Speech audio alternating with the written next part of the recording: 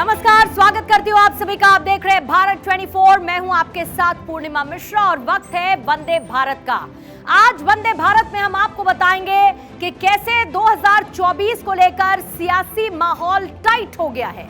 विपक्षी दलों की मीटिंग हुई थी जिसमें 26 विपक्षी दलों के गठजोड़ को इंडिया नाम दिया गया, लेकिन अब इसी नाम को लेकर प्रधानमंत्री मोदी ने हमला बोला है। इंडिया नाम के बहाने विपक्ष को आईना दिखाने की कोशिश की है, तो विपक्षी दलों ने भी पीएम मोदी के बयान पर पलटवार किया है।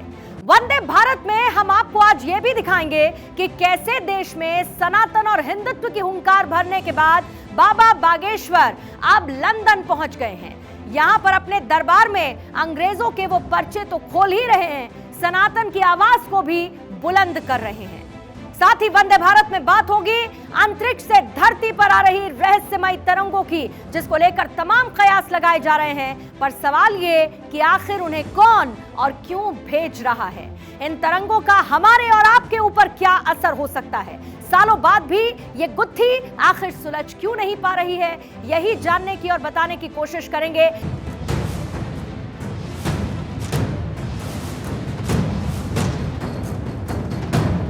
संसद में मणिपुर को लेकर माहौल गरमाया हुआ है। विपक्ष हमला कर रहा है जिससे सदन की कार्यवाही चल नहीं पा रही है, और इसी बात को लेकर मंगलवार को बीजेपी की संसदीय दल की महत्वपूर्ण बैठक हुई। प्रधानमंत्री नरेंद्र मोदी भी इस बैठक में शामिल हुए और बैठक के दौरान प्रधानमंत्री मोदी ने अपने संबोधन में विपक्ष पर जमकर निशाना साधा। प्रधानमंत्री ने विपक्ष के नए नाम इंडिया पर तंज कसा और हमला बोलते हुए 3 नामों का जिक्र किया, जिसमें इंडिया जरूर रहा, पर उन्होंने देश का नुकसान ही। कि वो 3 नाम कौन से हैं हम आपको बताते हैं। सबसे पहले उन्होंने नाम लिया ईस्ट इंडिया कंपनी का, दूसरा नाम लिया इंडियन मुजाहिदीन, ये कहते हुए कि इंडियन मुजाहिदीन में भी इंडिया आता है। तीसरा जिस ऑर्गेनाइजेशन का उन्होंने जिक्र किया वो है पीएफआई, यानी कि पॉपुलर फ्रंट ऑफ इंडिया।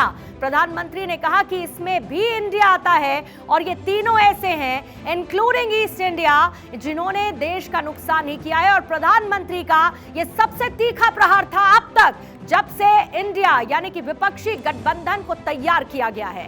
तो बेंगलुरु में विपक्षी दलों की मीटिंग हुई और 26 विपक्षी दलों के गठबंधन का नाम तय हुआ इंडिया। दलील ये दी गई कि ये अलायंस देश की बात करेगा, देश के मुद्दों पर लड़ेगा, लेकिन प्रधानमंत्री मोदी ने विपक्ष के इस नाम पर जमकर हमला बोला।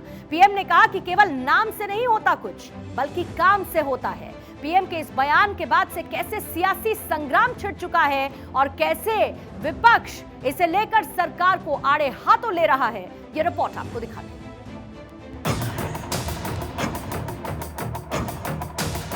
मोदी सदन में आओ, सदन में आओ, सदन में। विपक्ष का इंडिया मोदी ने दिशाहीन बताया।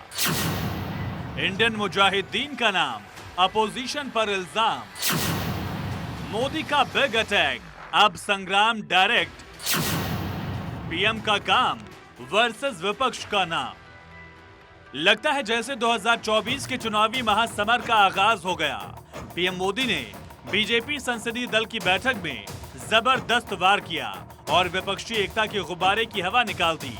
पीएम मोदी ने एक एक करके विपक्षी एकता पर कई वार किए। पीएम ने विपक्षी गठबंधन के नाम इंडिया पर कहा। जो लोग सत्ता चाहते हैं, देश को तोड़ना चाहते हैं, वो ईस्ट इंडिया कंपनी और इंडियन मुजाहिदीन जैसे नाम रख रहे हैं। इनमें भी इंडिया आता है। Popular front of India PFI में भी इंडिया नाम आता है, लेकिन लोग इससे गुमराह नहीं होंगे। विपक्ष पर पीएम मोदी का हमला। इंडियन मुजाहिदीन के नाम में भी इंडिया, ईस्ट इंडिया कंपनी के नाम में भी इंडिया, पीएफआई के नाम में भी इंडिया। ऐसा दिशाहीन विपक्ष कभी नहीं देखा। विपक्ष हताश और निराश है। वहीं विपक्षी पार्टियों के गठबंधन इंडिया ने भी संसद की कार्यवाही से पहले बैठक की। सूत्रों के मुताबिक विपक्ष मोदी सरकार के खिलाफ अविश्वास प्रस्ताव ला सकता है। वहीं पीएम मोदी के प्रहार पर विपक्ष ने भी पलटवार किया। बीजेपी के कई नेता और सहयोगी भी विपक्ष के नाम पर वार कर रहे हैं। हमको गर्व है अपने प्रधानमंत्री आदरणीय मोदी जी पर। उन्होंने एक नई आशा जगाई है।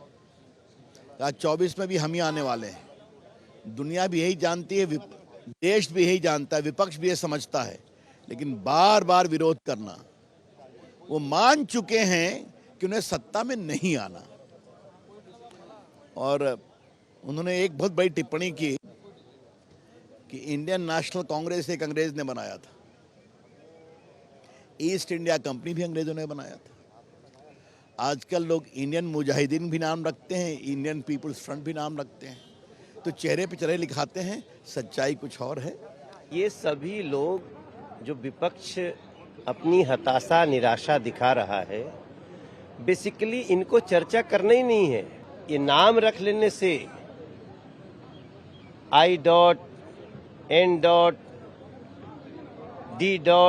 ऐसे तो इंडिया शब्द अपने नाम में जोड़ लेने से ये तो पता चलता है ना कि आपको यूपीए से क्यों नफरत हो गई, आपको अपने नाम कांग्रेस से क्यों नफरत हो गई।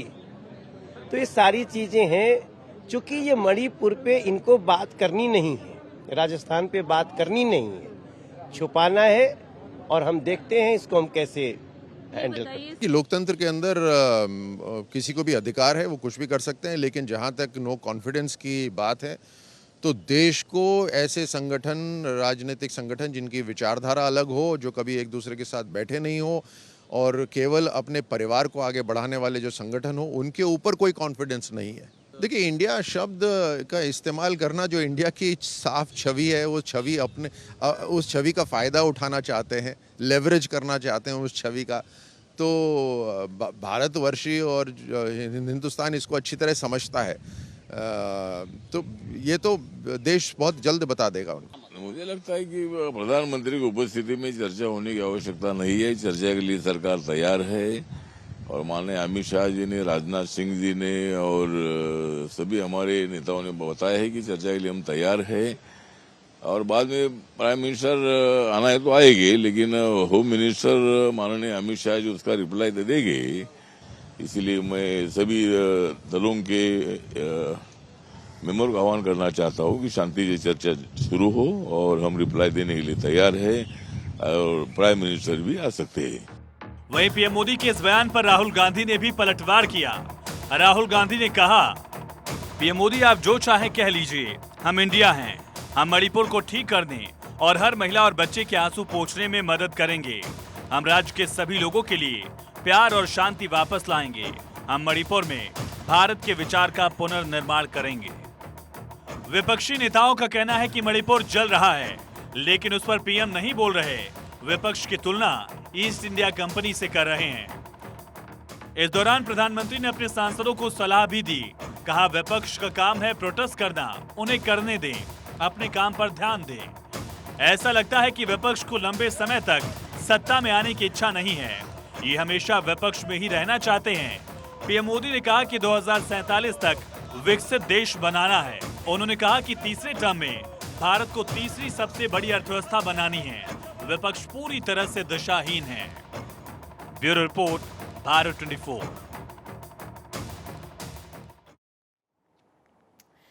और इसी बीच में एक बड़ी खबर आपको बता दें, ये बड़ी खबर दिल्ली से है, जहां पर केंद्रीय कैबिनेट की बैठक इस वक्त खत्म हो चुकी है और करीब 1 घंटे तक केंद्रीय कैबिनेट की ये बैठक चली। संसद सत्र को लेकर कैबिनेट की ये बैठक बहुत महत्वपूर्ण, प्रधानमंत्री मोदी की अध्यक्षता में पिछले 1 घंटे से जारी, जिस बैठक में तमाम वरिष्ठ नेता मौजूद रहे।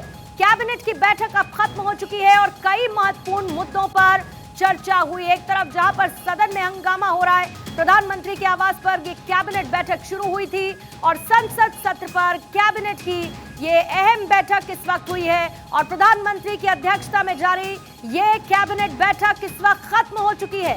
1 घंटे से ये बैठक चल रही थी और इस बैठक में वरिष्ठ नेता मौजूद रहे और अब ये बैठक खत्म।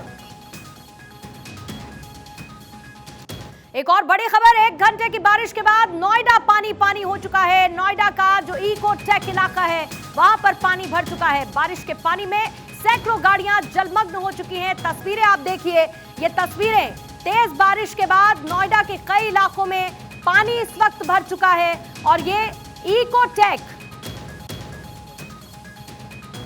इकोटेक का ये इलाका, और ये देखिए यहां पर यार्ड है और इस यार्ड में लगभग जहां तक आपकी नजर जाएगी, देखिए बताया जा रहा है लगभग 500 गाड़ियां इस यार्ड में डूबी हुई नजर आ रही हैं। और ये नोएडा का हाल है। हिंद नदी में क्योंकि जलस्तर लगातार बढ़ता जा रहा है, हमने देखा नोएडा, गाजियाबाद के ऐसे कई घर हैं जहां पर पानी जा पहुंचा है। और अब इस यार्ड की तस्वीर सामने आई है, जहां तक आपकी नजर जाएगी वहां तक आप देखिए।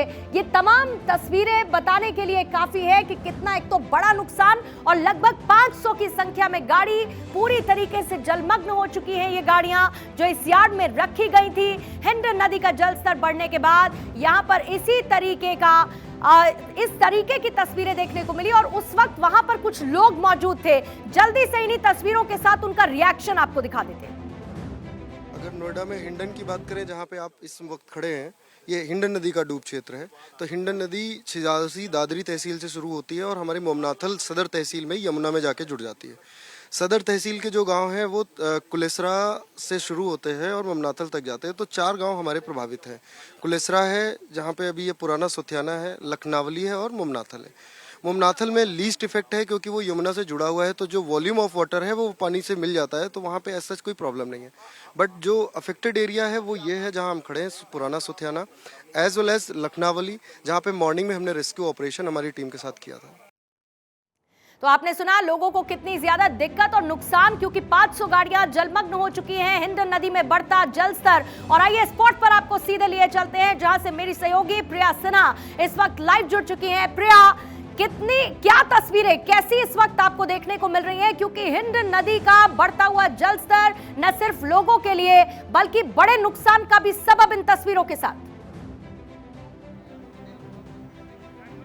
बिल्कुल पूर्णिमा, लोगों की परेशानी यहाँ पर काफी ज्यादा बढ़ गई है। जो तस्वीरें हमारे दर्शक देख पा रहे हैं, जो गाड़ियां जलमग्न यहाँ पर नजर आ रही है, वो इसी इलाके में पुराना सुथियाना इलाके की तस्वीर है। वो ओला का यार्ड बताया जा रहा है। और जो जानकारी, क्योंकि यहाँ पर प्रशासन भी अभी कुछ देर पहले मौजूद था, तो जो वरीय अधिकारी से हमारी बात हुई वो ये कि इससे पहले 2 बार उसको नोटिस दिया जा चुका था और अब आगे किस तरीके से उस पर एक्शन लिया जाएगा वो देखना होगा। ओला की तरफ से अभी तक ऑफिशियल कोई जानकारी सामने नहीं आई है, ना ही प्रशासन को कोई जानकारी ओला ने अभी तक दिया है। लेकिन इसके इतर इस वक्त ये जो क्षेत्र है वो पूरी तरीके से प्रभावित है। कुछ लोग हैं हमारे साथ मौजूद। आप कब से बाहर रह रही हैं? 15 दिन हो चुके और सब फसल मारी गई हमारी। और काफी नुकसान हुआ, बहुत नुकसान हुआ, बहुत नुकसान हुआ।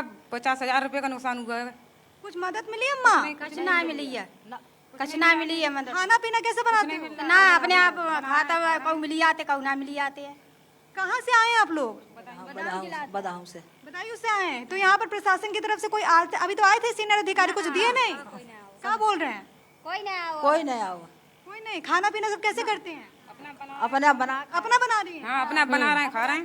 अच्छा ये बताइए, वो जो गाड़ी वाड़ी बहुत सारी है यहाँ पर जो जलमग्न हो गई, ये कहाँ की है? वो पता नहीं कहाँ की है गाड़ियाँ। आपको नहीं पता कहाँ की है वो गाड़ियाँ? देखिए अलग नुकसान है प्रिया, इन लोगों को अलग दिक्कतें हो रही हैं, लेकिन ये जो दूसरी तस्वीर है बिल्कुल ये बताने के लिए काफी है कि नुकसान किस तरीके से हुआ है। गाड़ियां जलमग्न हो चुकी हैं, लोगों के घरों तक पानी जा पहुंचा है और जाहिर है ये बड़ा मुसीबत का सबब है। बहुत बहुत शुक्रिया प्रिया ये तस्वीरें हम तक पहुंचाने के लिए। और नोएडा में बाढ़ जैसी ऐसी तस्वीरें पहले आपने कभी नहीं देखी होंगी। जो तस्वीरें इस वक्त आप देख रहे हैं, टेक प्लेस है ये, और यहां पर गाड़ियां डूबी यार्ड की नजर आती हैं।